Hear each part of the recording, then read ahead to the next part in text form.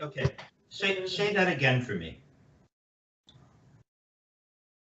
My time has glitches between the hands and feet. I'm okay in the pocket. As soon as I get off, like, I'm okay on the hi-hat with a groove going.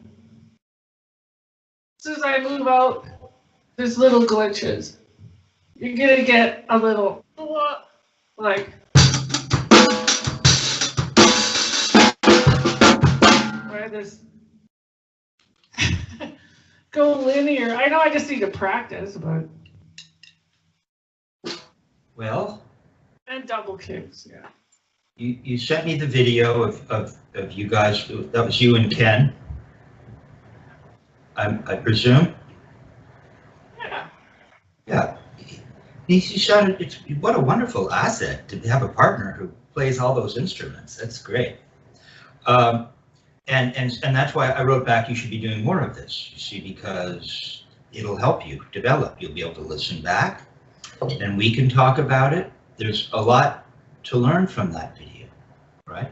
And some really good stuff. And then some of the stuff that I think you're referring to, right? You're talking about right now, where it doesn't seem to always have a coherent flow.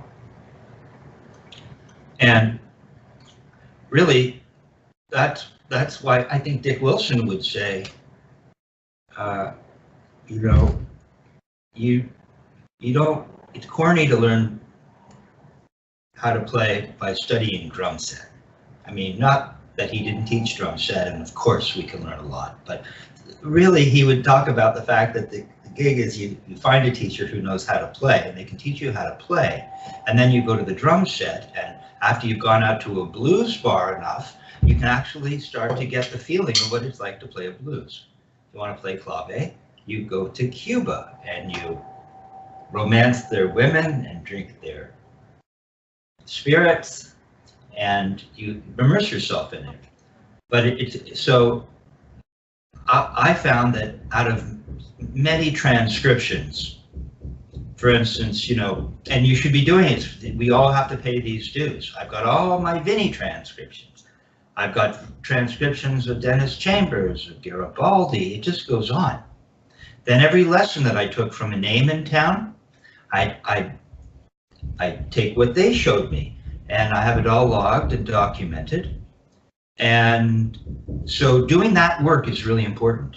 If there's something that you love, I recently put on Asia, because I wanted to see how Steve Gadd was getting in and out of, you know, hand to foot triplet patterns. And it was something that I always thought, I really need to do that, and I really should transcribe it. I often just sit and stop, whether I have it on a laptop or wherever, I stop it, I try to figure out what he's doing piece by piece. Then I start to get an understanding of his concept. So learning a bunch of beats and licks on the drums, we have to do all of that stuff. But what does it really sound like? All those things that I picked up from Vinnie and transcribed.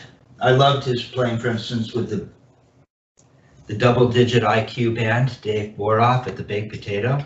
Oh, it was at the Flying Jib, actually. And he took a Walkman, put it under his floor tom, and that's gone all over the world. Just great shit. This incredible stuff, you know? I'm trying to remember what was he playing, you know?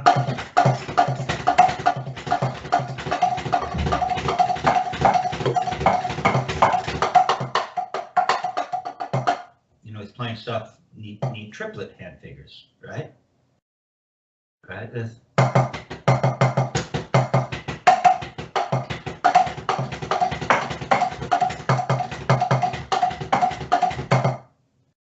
Oh, it's really cool. Stuff like that. And then you start to, I mean, that wasn't exactly what but I remember him moving around the drums in that way, and so I studied that. I transcribed it and then brought it to the drums, and all that stuff is important. And it, hopefully, while you're actually trying to play music, some of that stuff naturally comes out.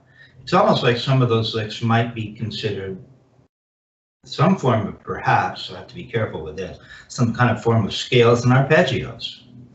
But really, we need to learn that Spivak library that you've been working on with the technique that this particular technique that we've been working on, so that we can accomplish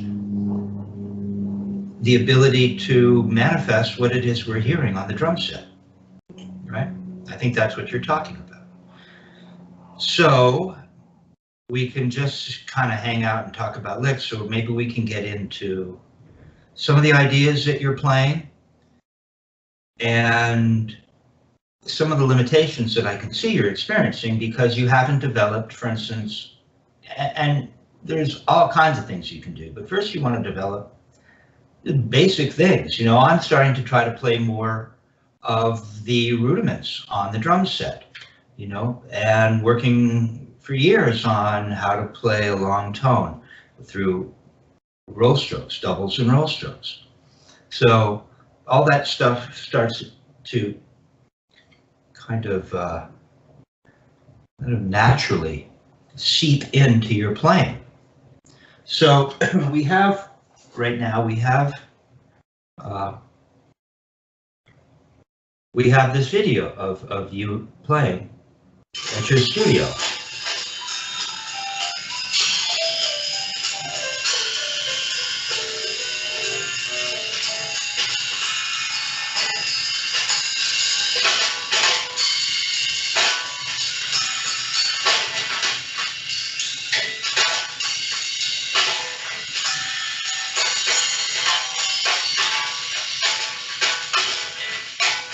That's nice.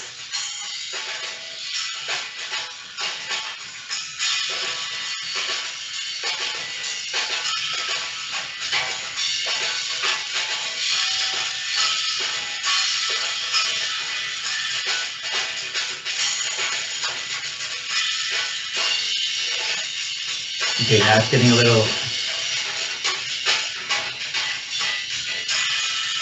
little rough, and you're searching for the it didn't feel like it was part of the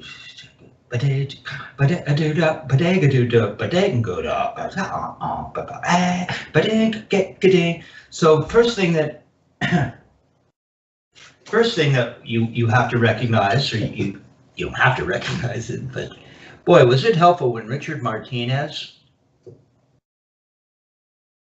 heard me years ago playing with John Beasley and Alfonso Johnson, and he said, "You got to come with me." And we ran down to the drums. He said, "This is what you don't have." And he talked about that concept of the J, right? That we've talked about. Because up until then, I really thought of time as like on a ruler. Ding, ding, ding, ding, ding, ding, ding, ding, ding, ding, ding, ding, ding, ding, ding. And the J gives you the backbeat, gives you the hump. So we're not thinking straight up and down. It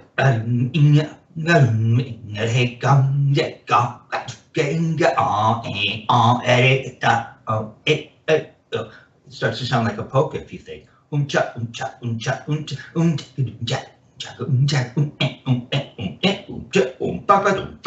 don't want this, we want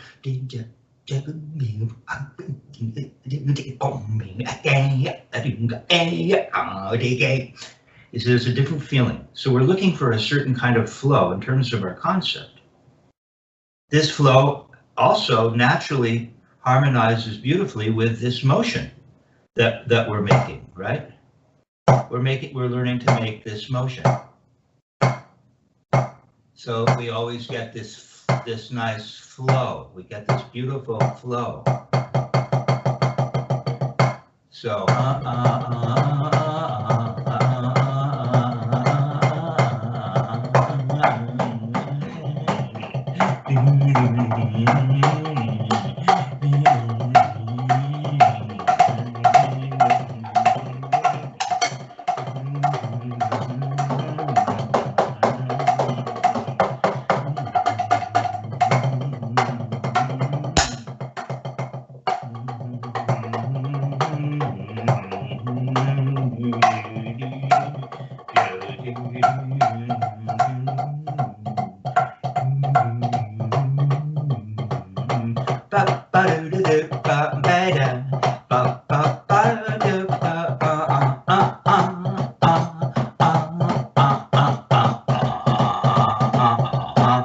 we're looking to get this nice flow. Okay, so we can never break out of this flow, and that's the reason that this double shuffle, another thing that Richard Martinez taught me, is you'll see that, and I can't really see your face, so it's a little strange, but that's, yeah, maybe you just need to lean. It's not the lighting, it's just your positioning, right? But what I'll back this up just a little. So what we're doing, we're trying to get pardon me, boy.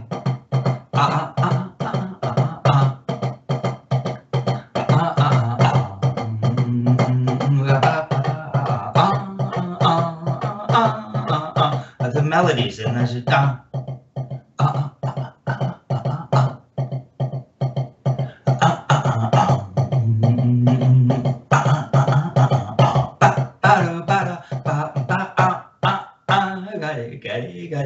And the solo can never lose that feeling, right? So now when you're in a tempo where you suddenly want to play some doubles and roll strokes, kind of like in here, see if I can bring this up.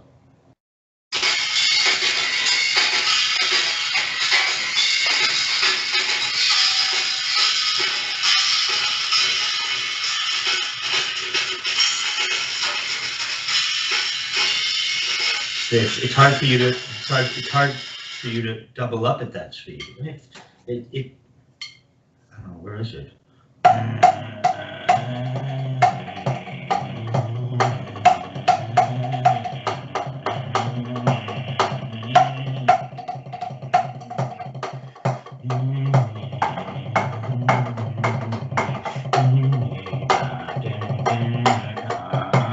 So you're here, right? We're in Mitch Peters land.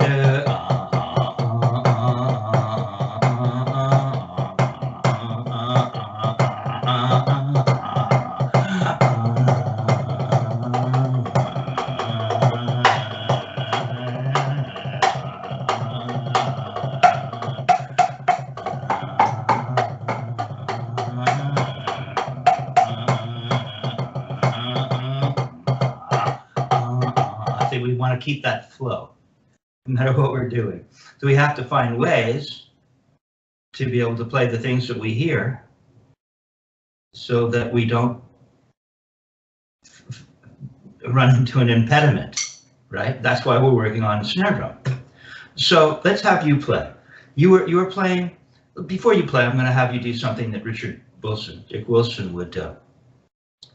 I say Dick Wilson because there's two Richards. You've got Richard Wilson, and then you've got Richard Martinez. So it's easier and Dick's nickname in town was always Dick Wilson, you know, when he was out playing. So what Dick Wilson would have me do is he said, Kevin, go ahead and sing the bass line.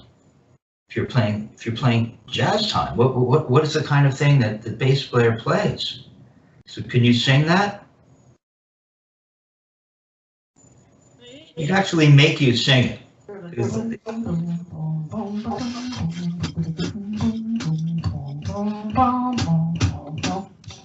Well, he'd say, because he didn't like his concept of playing time in the bass wasn't boom, boom, boom, boom, boom, boom, boom, boom, boom. He hated that quarter note thing forever.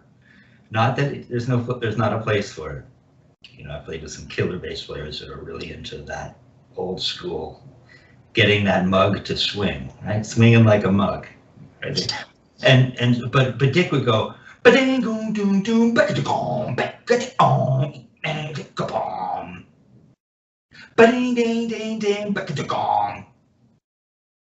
okay, so we want to start to be able to hear what it is you expect from the bass player.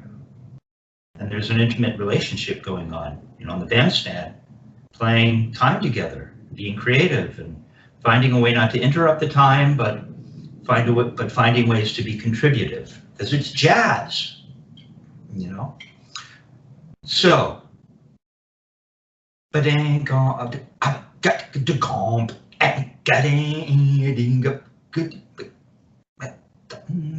so where were we? Let's see what time you were playing in here. I mean the speed of the thing, roughly.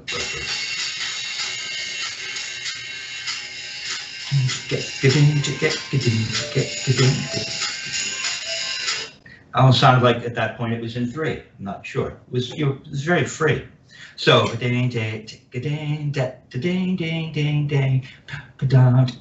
fact, for remedial's sake, why don't we just think of the time a little slower? And you see, this is why it's so important to be practicing with loops and practicing drum set with a metronome and soloing with a metronome, which I did forever. Right? Because I'd get busted. Martinez would say to me, dude, you rushed the end. You're rushing. Okay. And that's a typical thing that even great players do. Right? They want to really blow, and they find that they might creep the tempo up to get to that place where it really takes off. So we'd rather not do that. Okay, so you can see the J and so go ahead and play some cymbal time there.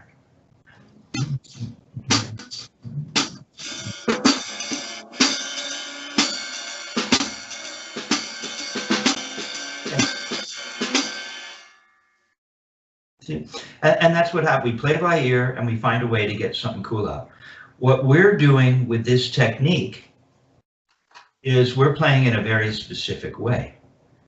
And we're thinking about time. There are different ways to think about time, right? There's different ways, technically, to play time. A bunch of different ways. One of the things that can be very helpful is this idea of, let me see.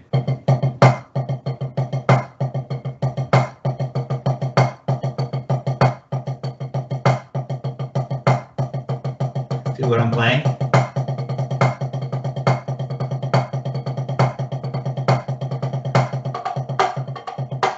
Hear it? The 7-stroke roll. 1, 2, 3, 4, 7. 1, 2, 3, 4, 7. 1, 6, 7. 1, 2, 3, 4, 5, 6, 7. 1, 2, 3, 4. 1, 2, 3, 4, 5, 6, 7. You see, you can hear it.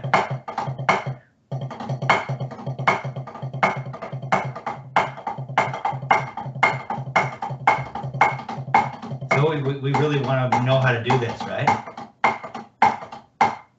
Okay, and that means knowing how this works. We have to know what we're going to do every time we get on the bandstand. When we're actually playing music, we're going to let all this go and play from the heart. But right now, so what does a 7-stroke roll look like? Go ahead and play a 7-stroke roll for me. See the other video?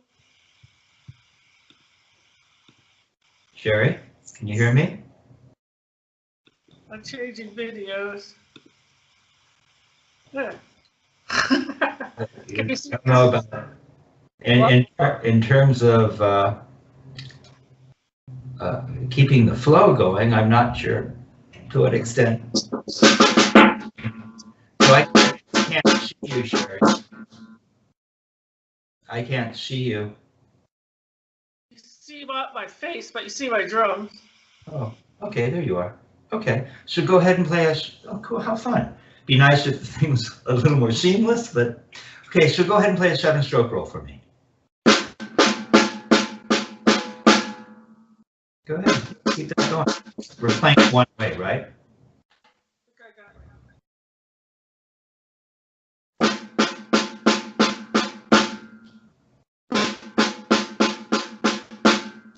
Keep it going. Well, a 7-stroke roll keeps going, right?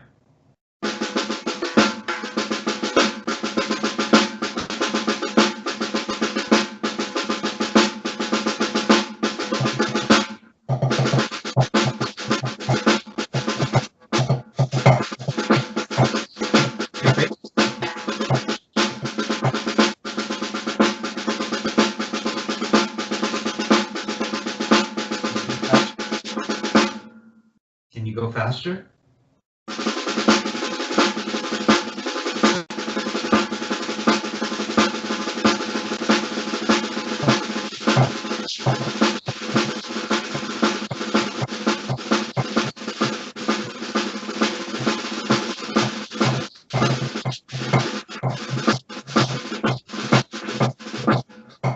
So as you went faster, you'll notice that it no longer was a wrist turn to the ceiling and back down, and then right for 2 notes, and then a throw.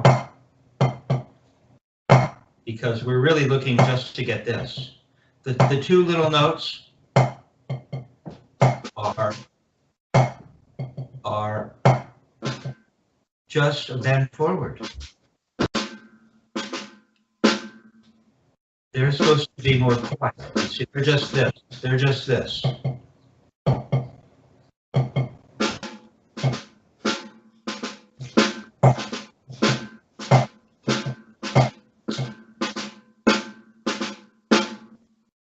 Keep going. Okay, now go ahead and put the other hand on the snare drum.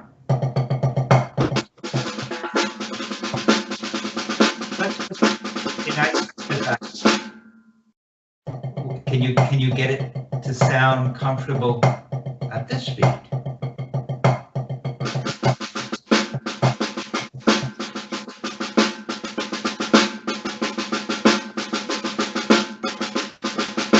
No, you're turning towards the ceiling for your upstroke. I just want you to bend forward for your upstroke. It probably won't be time.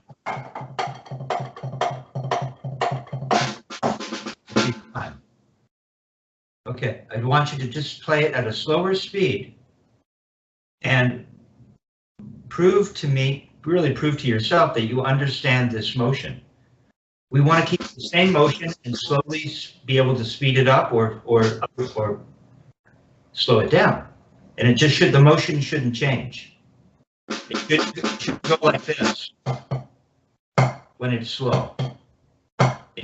I'm not saying it's wrong, but for what we're trying to accomplish right now, we want this.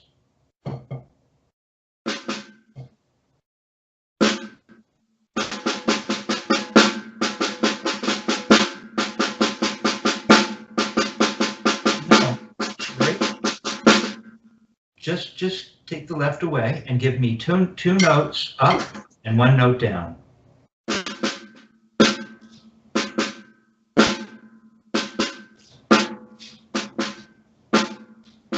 You don't need to turn to the ceiling for the 2 notes.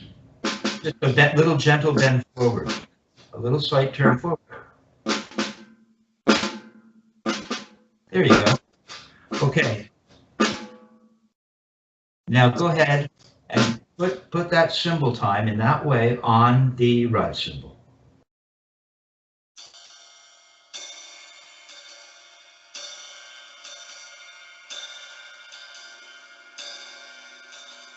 Okay, now another way to think of this, Sherry, would be, what is it?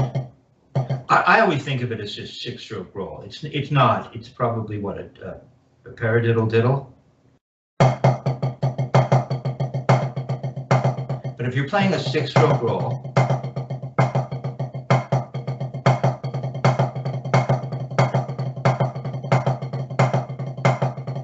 right?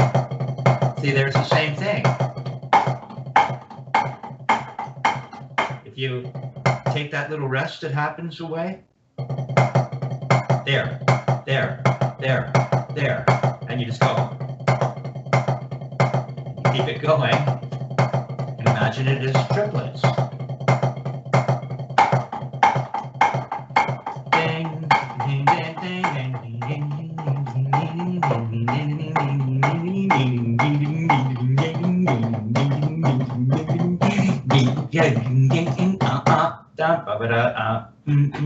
So that's another way of thinking it. Go ahead and play a 6-stroke roll for me. Now again, we're really gonna honor this idea of the upstroke starting from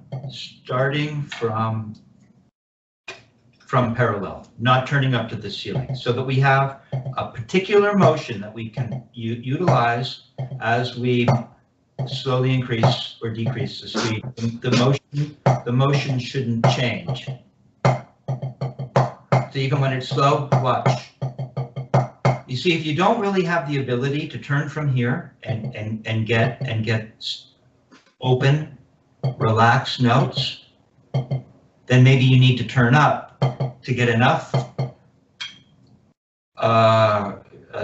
enough momentum to carry you through for 2 slow notes, because you're not allowing the hand to do what it does naturally, right? So we really want to learn how to do this. Can you do this?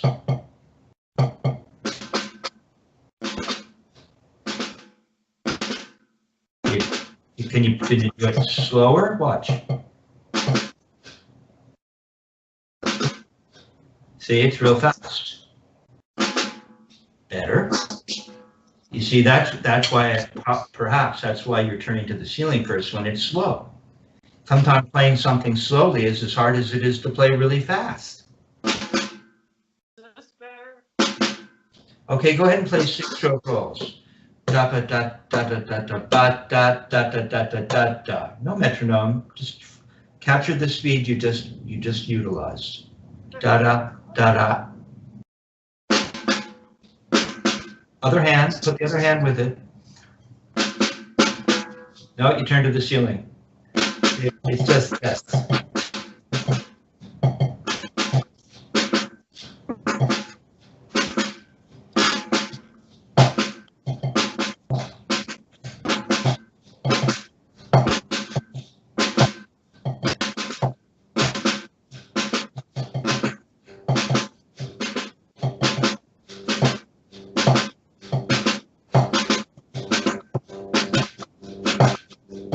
We're doing this, right?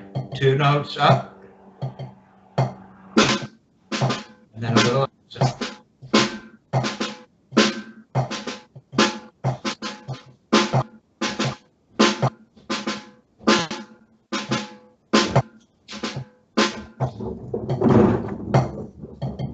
Keep it going.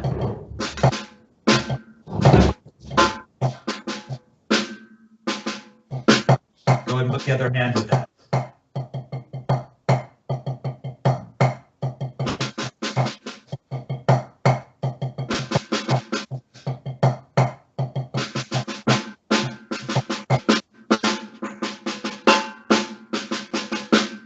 The red's turning to the ceiling. Lost it, you see?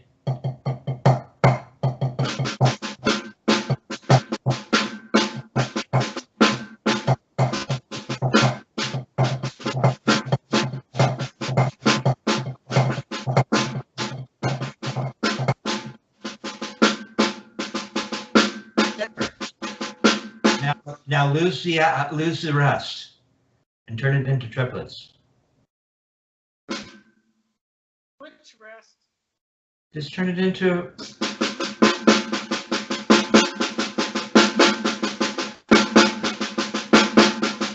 the right hand on the right cymbal.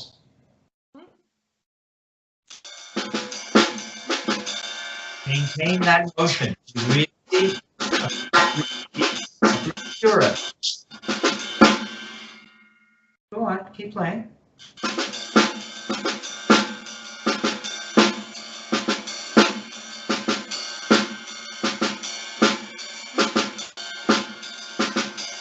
Okay, stop. See, this will really help your playing, your jazz playing. See, this is why it's so important that you get together as much as possible and you take advantage of that beautiful studio of your guy who plays whatever instrument he might want to play that day, and get some people over and learn the repertoire and get this jazz thing, get the swinging of eighth notes into your soul. Okay, so what happens, Sherry? As Sherry, stay with me here. I know you're experimenting with the new setup there, so I get it. But check it out. Okay, I don't know if you're watching me or... You're over here at that front camera. I was going to switch. No, stay where you are. Keep the continuity, because And if I look at the technology is cool, but if it gets in the way of you learning right now... Okay, but you're going to see me looking at you here. You're here in that camera's there. Okay, stay with me now. Okay, can you relate to the camera that I'm looking at? Right? You have to know. Then I won't see you because you're over here. Oh, I see. Okay. That's why All right. I switch here when I look at you. Now I understand. Okay, so what happened was somehow it lost the essence of it. Right?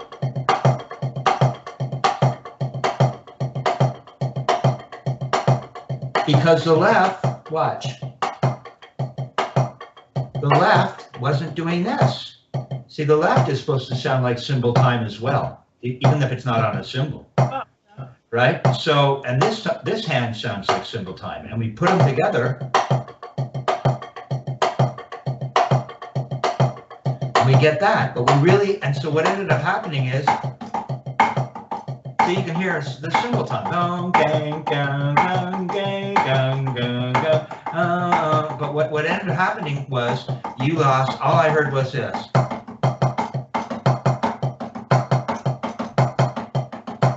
See, you're not making an upstroke. So the quality of this hand has changed and it's become too loud. And that's another thing that you really need to learn. When you're playing cymbal time on, and you've got another hand on the snare drum, it can't be too loud. We don't want it to be too loud.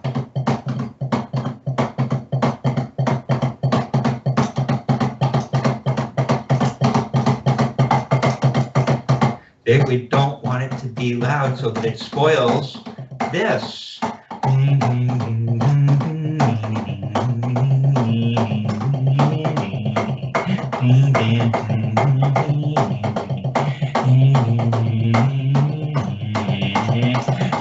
It's going to come up, it will have a reason.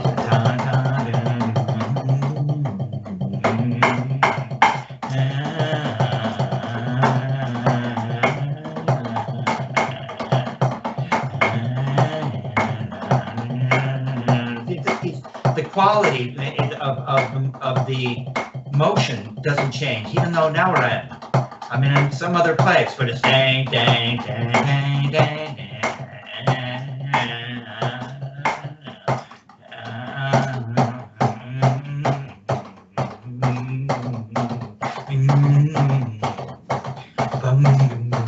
See, we're trying to keep this feeling going. And once you get this feeling, you can just kind of move it around. It works really, really very well because it has cymbal time in it. You know, a paradiddle has cymbal time. Anytime you have that paradiddle, paradiddle, paradiddle, paradiddle, you're going to hear cymbal time, right? Even though now you're at another note, it still has that quality.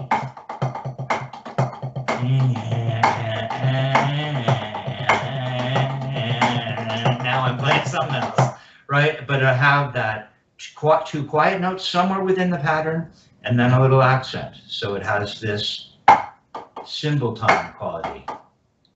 Okay, so go ahead and try it again, but you cannot lose the motion in the left. So just one more time, left. It does this, right? Right? It's just turning for two notes. It's turning for two notes and then doing that.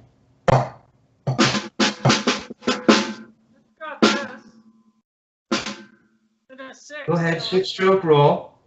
It'll have a single. 6-stroke roll and maintain an actual upstroke so that you're not turning to the ceiling.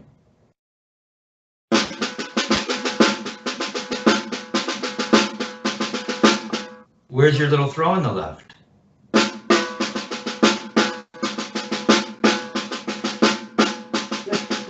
Now go and put one hand on the cymbal and don't put the right hand on the cymbal. Don't change that. Keep it going. Why do you keep stopping?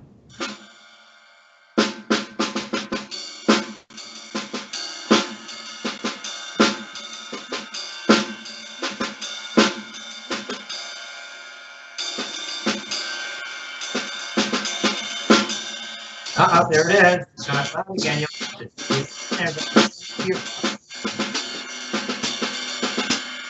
There you go. To make it easier, go ahead and put your left on the hi-hat. It'll be easier for you to hear the right hand playing cymbal. How to keep the left hand under control. Really have the right hand, right? We really want to hear.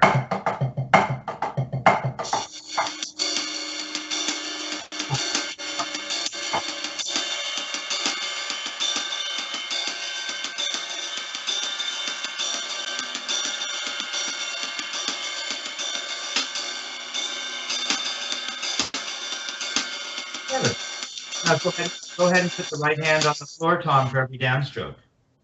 What's that? Go ahead and put your right hand on the floor, Tom, for every downstroke.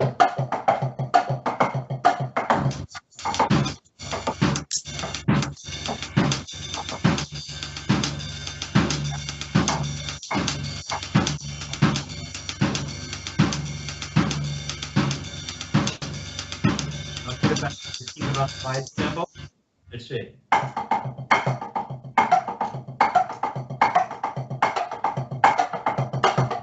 Right, you can start to move it around. We can put it.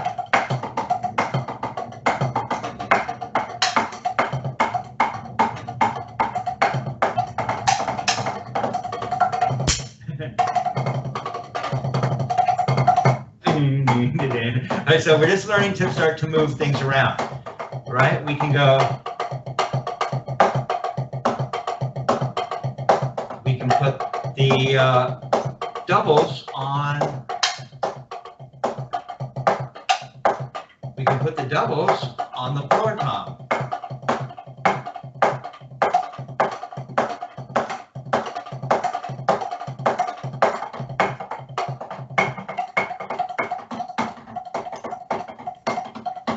Okay, go ahead and try. I knew if you put a bunch of pads in front of me, I'd start to play too much. I want you to play.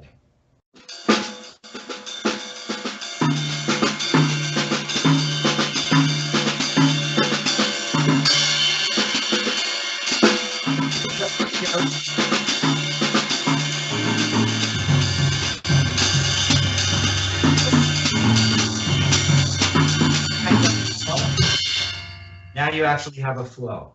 You're not just not just playing licks. You're kind of taking cymbal time in using this clever device to help you access the feeling of triplets with cymbal time. Here we go again. And there you are. Oh, the transition was more quick this time. Okay, so you see, already, I think it sounds more professional. You don't really have to panic when you go to trade or solo with people playing jazz. It's not as big a deal as you think. If you can just